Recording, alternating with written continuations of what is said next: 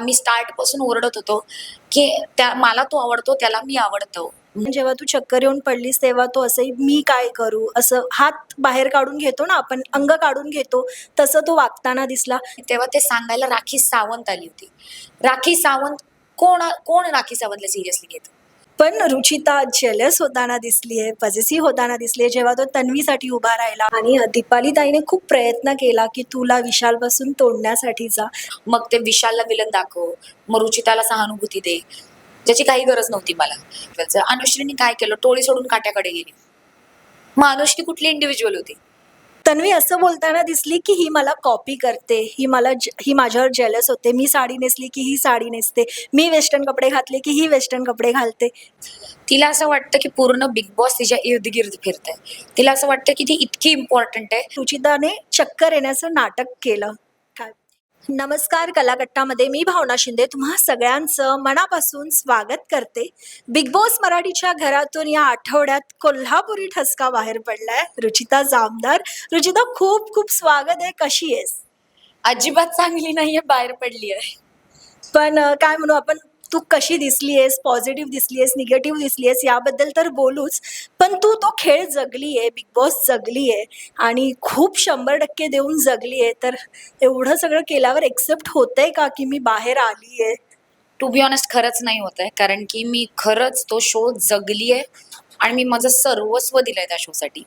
मी काहीही विचार न करता डे वन पासून फक्त शोचा विचार केलाय की कसा शो आणि मी दोघांचा पण फायदा होईल, कसा शोमुळे मला विजिबिलिटी मिळेल, शोमुळे मी दिसेन, शोमुळे कुठेतरी रुचिता जामदार कोण आहे हे लोकांना कळेल. बाकीची सगळी नावं नामांकित होती, ती लोक ओळखत होती.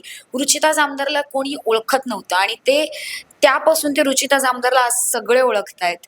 सो तो प्रवास खरंच खूप अवघड होता आणि ते मी त्याच्यासाठी खूप मेहनत केली. पण जेव्हा ती मेहनत इतक्या लवकर ठप्प झाली, ते मला जरा ऍक्सेप्ट नाही होत. आणि तू दिसलीयेस, कमाल दिसलीयेस, पण तुला घरामध्ये एक टेन्शन येत होतं ना की आई बाबा मला काय बोलतील, आई बाबा माझ्याबद्दल काय विचार करतील. जेव्हा घरातून बाहेर पडलीस, आई बाबांना भेटलीस, काय बोललेत ते? फायनली मनावरचा भार कमी केलाय की वाढवलाय त्यांनी? त्यांनी खरंच माझ्या खांद्यावरचं ओझं उतरवलंय. त्यांनी मला काहीच नाही बोलले, तू अशी दिसलीये, तू तशी दिसलीये, कोणाचं काय मला काही नाही बोलले. मला फक्त घट्ट मिठी मारलीये आणि एवढंच बोलले की आम्हाला तुझ्यावर अभिमान आहे. मी तिथंच जिंकलीये. ट्रॉफीपेक्षा मोठे हे शब्द आहेत माझ्यासाठी. So yes. पण विशाल बरोबर बोलताना तू खूपदा बोलताना दिसलीस की आई बाबा काय विचार करतील, मला याचं टेन्शन येतंय. विशाल बद्दल काय बोलले? विशाल बद्दल काहीच नाही बोलले, कारण की त्यांनी मला एकदा विचारलं आणि मी त्यांना एकदा सांगितलं की तुम्हाला तुमच्या लेकीवर भरोसा आहे ना? तिने असं काहीच केलेलं नाहीये. तुम्हाला दर्शवलं गेलंय, तुम्हाला दाखवलं गेलंय, तो एक नरेटिव्ह पुश केला गेलाय आणि त्या नरेटिव्ह सारखं काहीच नव्हतं. त्या नरेटिव्हमध्ये 0% तथ्यता होती, 0% रियालिटी होती आणि माझ्या घरच्यांना माझ्यावर पूर्ण विश्वास आहे की असं त्यांची लेक नाहीच करणार आहे. हां, मी भांडू शकते, बोलू शकते, शिव्या घालू शकते, पण हे कधीच नाही करणार हे माझ्या घरच्यांना विश्वास होता आणि तेच होतं. पण तू आता जे म्हणतेस की जे चुकीचं दाखवलं गेलंय तसं काही नव्हतं, तर नक्की विशाल आणि रुचिताचं काय नातं होतं, काय बॉन्डिंग होतं, प्रेक्षकांना काय सांग? विशाल आणि रुचिता डे वन पासून खूप इमोशनली अटॅच्ड इंडिव्हिज्युअल्स होते, ज्यांच्या सगळं घर अगेन्स्ट होतं आणि ते एकामेकांसाठी उभे होते. ज्यांच्यावरती किती पण वादळं आली तरी ते एकामेकांसाठी त्यांची साथ नाही सोडली शेवटपर्यंत. एविक्शन पर्यंत त्यांनी एकामेकांसाठी तो जो सपोर्ट होता तो कमी नाही केला. जिथे लोक म्हणतात विशालने माझा यूज केला, नाही केला. खूप गोष्टी तुम्हाला नाही दाखवल्या गेल्या. जेव्हा त्यांनी माझ्यासाठी त्याची उमेदवारी सॅक्रिफाईस केली आहे, संस्कृतीची चावी तो मला देत होता, पण ती मी ऍक्सेप्ट नाही केली, कारण की मला माझ्या हक्काची पाहिजे होती किंवा मला ती माझ्या एफर्ट्सनी मिळवायची होती. मग ती चोरी करून असू दे, कशी करून असू दे, प्लॅन प्लॉट करून असू दे, त्यांना मॅनिप्युलेट करून असू देत. सो त्यांनी खूप माझा विचार केलाय. आम्ही दोघांनी एकमेकांसाठी खूप विचार केलाय. ते एक जेन्युइन प्लेटॉनिक फ्रेंडशिप होती, ज्याच्यामध्ये कुठलंही romance, love angle, love story हे काहीच इन्व्हॉल्व नव्हतं. मी बोलताना पण दिसलीये, नशीब ते दिसलीये, कारण की आम्ही स्टार्ट पासून ओरडत होतो की मला तो आवडतो, त्याला मी आवडतो, माणूस म्हणून. आमच्यात काहीही प्रेम प्रसंग नाही घडू शकत, कारण आमच्यात वयाचं खूप मोठं अंतर आहे आणि आम्हाला ते करायचंही नाहीये, कारण की आमच्यात लाईफस्टाईलचं पण खूप डिफरन्स आहे. आम्ही कधीच रोमॅन्टिकली एकमेकांना अट्रॅक्टेड नव्हतोच. तो एक सपोर्ट सिस्टीम होता, ते एक इमोशनल अटॅचमेंट, एक लॉयल्टी, ट्रस्ट होती. पूर्ण टोळी तुटली, टोळीतले लोक गेली, पण आम्हीच होतो घर अगेन्स्ट विशाल रुचिता. आणि त्याच्यामुळे ते बॉन्ड होतं, जे दाखवलं दर्शवलं गेलं तसं काहीच नव्हतं. पण रुचिता इमोशनल अटॅच होती विशालसोबत, हे आम्हाला क्लिअरली दिसत होतं. पण विशालही तितकाच जेन्युइनली होता का? कारण जेव्हा तू चक्कर येऊन पडलीस तेव्हा तो असंही मी काय करू असं हात बाहेर काढून घेतो ना आपण, अंग काढून घेतो, तसं तो वागताना दिसला. तर तुला वाटतं की तो 100% होता तुझ्यासाठी?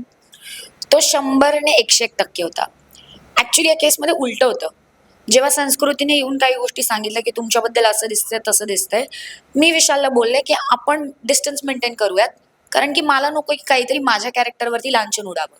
तेव्हा तो मला बोलत होता की रुचिता, एका कुठल्या तरी थर्ड पर्सनच्या बोलण्यावरून आपण आपल्या नात्याला सॅक्रिफाईस करणार आहे का?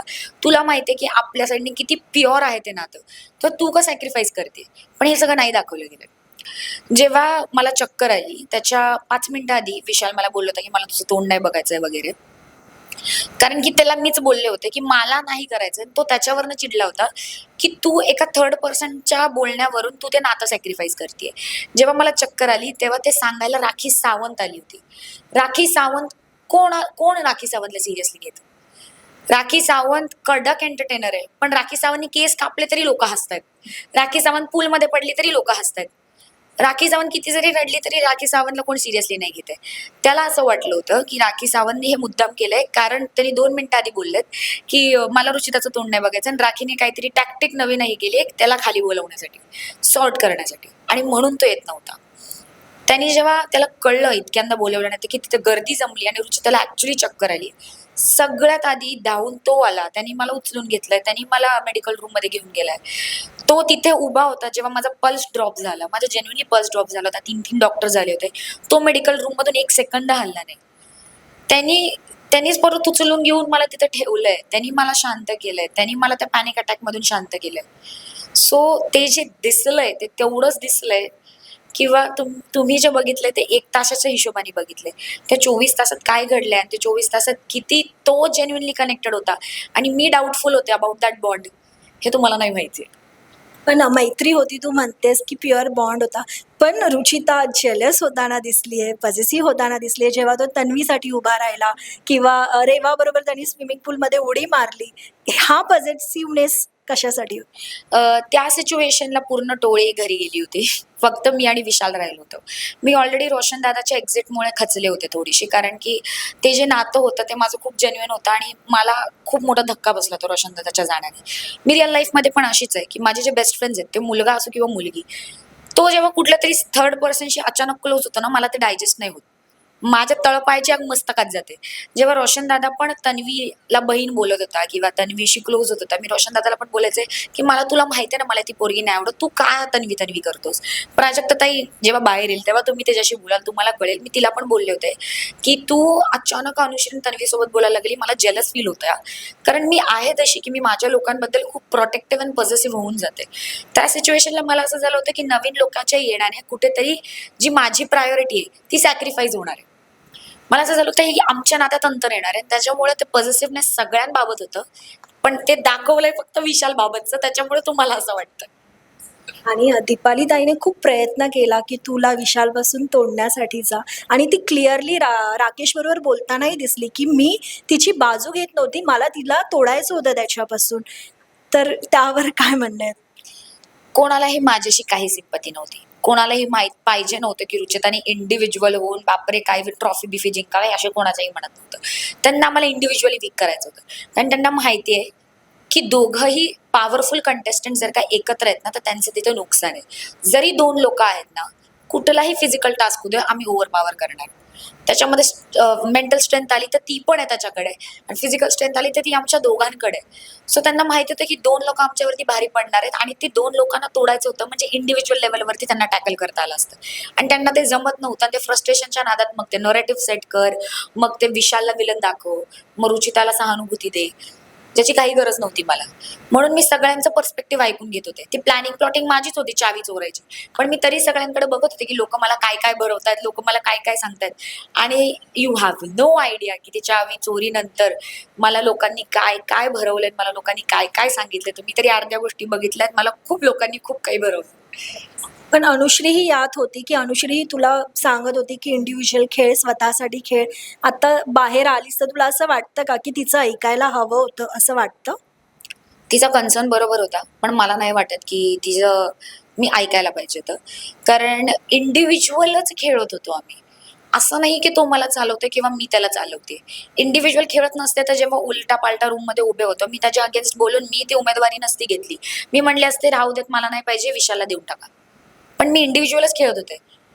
उमेदवारीच्या फिनालेपर्यंत होते, इंडिव्हिज्युअलच खेळत होते.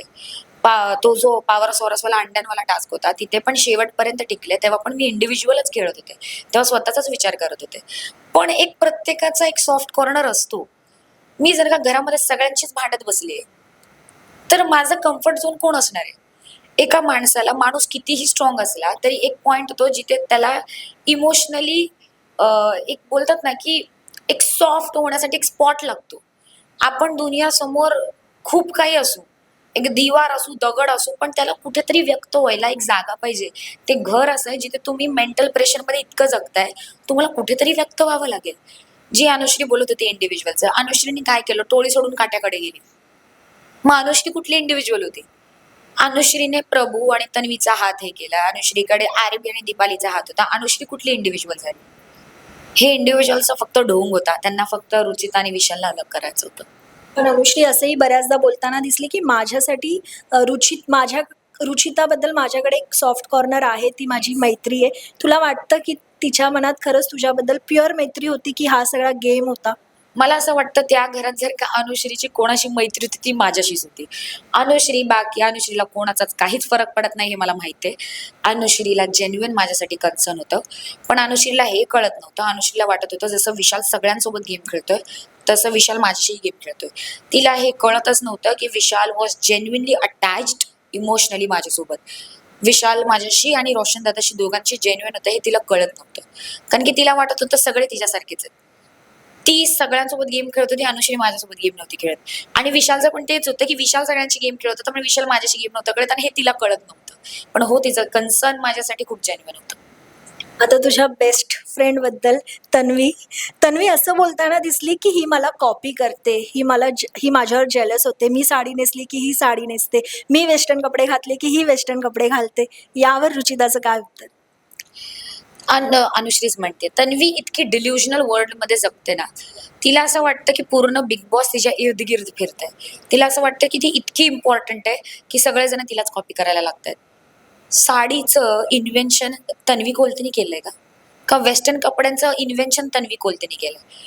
माणसाने कपडे पण नाही घालायचे, तर माणसाने कपडे पण तन्वी कोलतेला बघून घालायचे. घरामध्ये सगळ्यांनी नोटीस केलं असेल, सगळ्यात आधी आवरून मी तयार असायचे. मग कोण कोणाला कॉपी करतंय? भाऊंनी मला त्याच्यावरनं पहिल्याच आठवड्यात ऐकवलंय की जेव्हा सगळं घर बाहेर होतं तुम्ही मेकअप करत बसले होते आतमध्ये. कारण की घरात सगळ्यात आधी आवरून मी तयार असायचे. मग तसं बघायला गेलं तर तन्वी कोलते मला कॉपी करते. पण मी हे नाही बोलू शकत कारण की मी ओरिजिनल आहे आणि ती कॉपी आहे. ती थर्ड कॉपीच आहे. आणि मी तिला काय कॉपी करू? मी कधीच तिच्यासारखं खोटे साधेपणाचं कॅरेक्टर नाही प्ले करू शकत. मी जशी आहे चुकीची तर चुकीची, मी अशीच आहे. मी आहे गावठी, मी आहे रफ, मी आहे रॉ. मी नाही सोज्वळतेची मूरत जी ती प्ले करते. मी नाहीये माणुसकीची मूरत जी ती खोटं आव आणते. मी नाहीये ते सगळं. आणि मी ते सगळं कधी फेक पण नाही करू शकत आहे. तिला असं वाटतं तिच्या इर्द गिर्द दुनिया घुमते, पण ती डिल्युजनल वर्ल्डमध्ये जगते. ती प्रचंड सेल्फ ऑब्सेस्ड नार्सिसिस्ट पर्सनॅलिटी आहे. आणि हे मलाच नाही, हे घरात सगळ्यांना कळलेलं. आणि तू बऱ्याचदा तिला बोलतानाही दिसली की सूनबाईचं कॅरेक्टर ती प्ले करते. आणखीन असे कोण आहेत की कॅरेक्टर प्ले करतायत, रिअल नाही वागत आहे रुचिताच्या मते? आरबी. कारण की आरबीचं असं होतं की स्टार्टिंगला एक तो वेगळं कॅरेक्टर प्ले करत होता, मॉरली राईट, सत्यासाठी स्टँड घेणारा, अजिबात चुकीच्या गोष्टी न आवडणारा. तोच माणूस अचानक टास्क रद्द करायला लागला, आई बहिणीवरनं शिव्या द्यायला लागला, मेल कार्ड खेळायला लागला, काहीही बोलायला लागला. तर मला हे कळलंच नाही की एक मिनिटं, ह्याच्यात खरा कोणता होता, आधीचा का आत्ताचा? सो खूप त्याचं खोटं कुठलं आणि खरं कुठलं ते नाही कळत. पण रुचिताचा आता शेवट गेम सुधारत होता. निगेटिव्ह लोकांचे थॉट तुझ्याबद्दल बदलले होते, ते पॉझिटिव्ह तुझ्याबद्दल बोलायला लागले होते. पण कधी-कधी होतं ना, की एखाद्या माणसाला नाव पडलं की ते पडतंच. हां. तर जेव्हा तुला चक्कर आली, तू म्हणतेस की मला पल्स वगैरे सुद्धा कमी झाले होते, तर लोकं असंही म्हणताना दिसले की रुचिताने चक्कर येण्याचं नाटक केलं. काय? आता त्या लोकांना माहिती नाहीये कारण ते परत आतलं दाखवलेलं नाही. ते इतकं आय डोंट थिंक सो ते दाखवतील कारण की ते जेन्युइनली मेजर झालं होतं. तुम्ही जेव्हा कंटेस्टंट एक एक करून बाहेर येतील तुम्हाला कळेल की जेव्हा मला चक्कर आली होती, मला जेव्हा डॉक्टर रूममध्ये घेऊन गेले होते, माझा जेन्युइनली पल्स ड्रॉप झाला होता. डॉक्टर घाबरला होता. डॉक्टरनी 3 डॉक्टर स्टँड बायला ठेवले होते आणि ते आत येत होते. ते मला कंटिन्यू विचारत होते. ह्याच्या आधी मला डिप्रेशनचा प्रॉब्लेम होता, ज्यातनं मी रिकव्हर झाले, मी थेरपी वगैरे घेतले होते. पण ते इतकं जास्त ट्रिगर झालं त्या सिच्युएशनला. खूप गोष्टी एकत्र घडल्या. रोशन दादाचं जाणं, माझ्या कॅरेक्टरवर येणं, संस्कृतीचं ते सांगणं, मला माझ्या घरच्यांचं टेन्शन आणि या गोष्टीत कुठेतरी तो जो जुना पुराणा ट्रॉमा होता ना, तो परत ट्रिगर झाला. सो लोकांना ते नाटक वाटतं. आय जेन्युइनली डोंट केअर कारण की लोकांना माझ्याबद्दल खूप काही वाटतंय आणि मी ते इग्नोर करत चालली. पण मला माहिती आहे की त्या सिच्युएशनला माझी कंडिशन काय होती आणि माझ्यासकट सगळ्या लोकांना माहिती आहे. पण रुचिता तू 22 वर्षाची आहेस, राईट? आणि इतक्या लहान वयामध्ये फार निगेटिव्हिटी तुझ्या भोवती जमा झाली आहे, फार ट्रोल होते. म्हणजे आता लोक सपोर्ट करतायत, पण आता तू पाहशील, रितेश सरही म्हणाले होते की बाहेर जेव्हा पडाल तेव्हा तुम्हाला कळेल की लोक तुमच्याबद्दल काय लिहितायत. तर हे सगळं तू कसं घेणार आहेस आता? आणि हे सुद्धा फार डिप्रेसिव्ह आहे खरं तर. कशी सगळं हँडल करणार आहेस? टू बी ऑनेस्ट हा फेज माझ्या आयुष्यात दुसऱ्यांदा आलाय. मी जेव्हा रोडीजला होते तेव्हा सिमिलर फेज येऊन गेलाय, जेव्हा मला खूप हेट, खूप ट्रोलिंग मिळाले. ऑफकोर्स आता जेवढी मिळते तेवढी नव्हती, थोड्या कमी लेवलला होती कारण की महाराष्ट्रीयन क्राऊड तेवढा नव्हता वगैरे, हिंदी क्राऊड होता. आत्ता खूप मेजर लेवलला झालाय. पण मला तेव्हाच कळलं होतं की हे एका फेजसाठी असतं.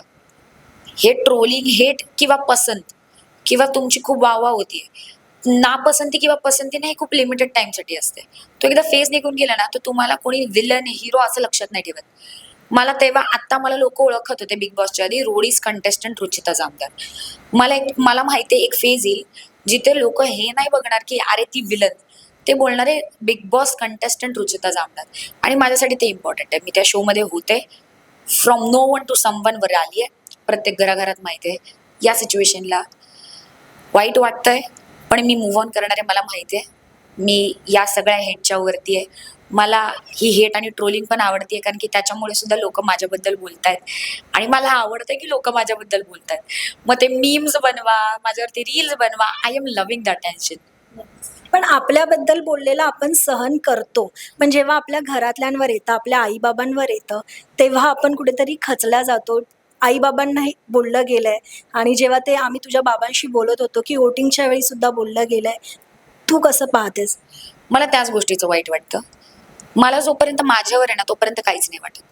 माझ्या शो मध्ये पण भरपूरदा कॅरेक्टर असॅसिनेशन झालं, जे कापलं गेलं. मला माझ्या स्वतःबद्दल काही नाही फरक पडत, पण जेव्हा घरच्यांवर होतं ना ते मला अफेक्ट करतं. लोकांना हे कळलं पाहिजे की रियालिटी शो मध्ये माझे घरचे नाही, मी होते. स्पीक ऑन मी, शेम मी, डोंट शेम माय पॅरेंट्स. ह्याच्यामध्ये त्यांची काही चूक नाहीये. त्यांनी मला जन्म दिलाय तिथपर्यंतच ठीक आहे. मी पुढे माझ्या आयुष्यात काय करते काय नाहीये हे पूर्णतः माझी रिस्पॉन्सिबिलिटी आहे कारण की मी एक अडल्ट आहे आता. मी त्यांचं पदर पकडून नाही चालत आहे आता. हो, मी त्यांच्या छत्रछायेखाली आहे, पण माझ्या घरच्यांना या इंडस्ट्रीबद्दल काहीच नॉलेज नाहीये. त्यांना कळत नाहीये काय घडतंय काय नाही. त्यांना कळत नाहीये की हा फेज पण जाणार आहे. सो ऑफकोर्स मला त्यांच्यासाठी वाईट वाटतंय, पण शेवटी ते रुचिताचे पॅरेंट्स आहेत, सो मी त्यांना सक्षम बनवणार आहे. आणि रुचिता अशी स्पर्धक होती की तुम्ही तिला प्रेम करा, तुम्ही तिला हेट करा, पण तुम्ही तिला इग्नोर नाही करू शकत. आणि इतके स्पर्धक घरात असताना आपल्या वाट्याला इतका जास्त स्क्रीन टाईम येणं हाच खरं तर बिग बॉसचा खेळ आहे आणि तो खूप तुझ्या वाट्याला आलाय. तर एवढा स्क्रीन टाईम आलाय, तू म्हटलंस की माझ्याबद्दल वाईट बोला चालेल, पण तू गाजली आहेस. जेव्हा जेव्हा बिग बॉस मराठी 6चं नाव घेतलं जाईल, तुझं नाव नक्कीच घेतलं जाईल. तू या सगळ्यांकडे कसं पाहतेस? मला बाहेर येऊन कळलं की बापरे, जर का दिवसातना 4 प्रोमो येतात तर त्यातले 3 फक्त माझ्यावर होते. इतकं जास्त स्क्रीन टाइम. लोक मला संकेत आल्यानंतर, संकेत जेव्हा घरात आला तेव्हा तो मला बोलला 1 तासाचा एपिसोड असेल तर अर्धा तास फक्त तूच दिसत होतीस. सो मला माझ्यासाठी तीच विक्ट्री आहे की ऑलरेडी एक असतं ना की आपण किती जरी म्हणलं, जे बिग फेसेस आहेत इंडस्ट्रीमधले त्यांचे काही काही स्क्रीन टाइम आपण किती पण म्हटलं तरी लॉक्ड असतात. आणि मला असं झालं होतं की त्याच्यामध्ये जर का मी स्वतःचं एवढं कॉन्ट्रीब्युशन मी अर्धाच्या अर्धा एपिसोड जर का लॉक करते तर ती माझ्यासाठी खूप मोठी गोष्ट आहे की मी त्या शोसाठी इतके एफर्ट्स दिले आणि कुठेतरी त्याचं फळ मला मिळालं. ते कसं मिळालं, काय मिळालं, पण ते मला मिळालं. आणि लोक माझ्याबद्दल बोलतायत, मला खरंच आवडतंय. लोक अक्षरशः बोलतायत की विलन गया है, हमारे लिए स्टोरी उधर ही खतम है, हमारे लिए बिग बॉस उधर ही खतम है. राखी सावंत एकटी खांद्यावरती किती उचलून नेणार. लोकांनी राखी सावंतला बघितलंय, प्रत्येक वर्षी बघतात. फ्लेवर सिमिलर आहे, काहीतरी वेगळं करेल, फ्लेवर सिमिलर आहे, पण यावर्षी त्यांना एक नवीन कॅरेक्टर बघायला मिळालं आणि तो नवीन कॅरेक्टर भरपूर लोकांना आवडला. ज्या लोकांना नाही आवडला त्यांना ते बघायला आवडत होतं. एक सॅडिस्टिक प्लेजर होतं, त्यांना आवडत नव्हतं पण त्यांना तेच बघायचं होतं. आणि आता ते जेव्हा गायब आहे तेव्हा तीच लोक रडतायत. सो मी खुश आहे त्या गोष्टीत. नक्कीच. तर काय वाटतं तुला की यार मी घरात असायला हवी होती, या सदस्याने त्या घरात माझी जागा घेतली आहे, तो आज बाहेर असायला हवा होता, ती आज बाहेर असायला हवी होती, असा कुठला सदस्य? प्रभू, कारण की प्रभू फक्त तन्वीच्या इशाऱ्यावर नाचतोय आणि प्रभूचा काहीही गेम नाहीये. प्रभू फक्त सहानुभूती फॅक्टरवरती पुढेपर्यंत चाललाय. सो आय थिंक प्रभू माझ्या जागेवर पाहिजे होता. नक्कीच. तर जाता जाता प्रेक्षकांना काय सांगशील? आणि खूप खरं तर नवनवीन गोष्टी तू घेऊन ये, म्हणजे आम्ही तुझे वारंवार इंटरव्ह्यू करत राहू, पण तात्पुरता आपण निरोप घेऊया. तू काय सांगशील प्रेक्षक? मी एवढंच सांगेल की असंच मला प्रेम करत राहा. मला खरंच जेव्हा मी शोमध्ये होते मला अपेक्षा नव्हती मला एवढं प्रेम बाहेर मिळतंय. माझ्या एविक्शनला एवढी लोक शॉक्ड असतील हे मी कधीच एक्सपेक्ट नव्हतं केलं. लोकांचं एवढं प्रेम बघून मी खूप भावनिक होते, मी खूप भावुक होते की तुमचं प्रेम बघून. असंच प्रेम देत राहा.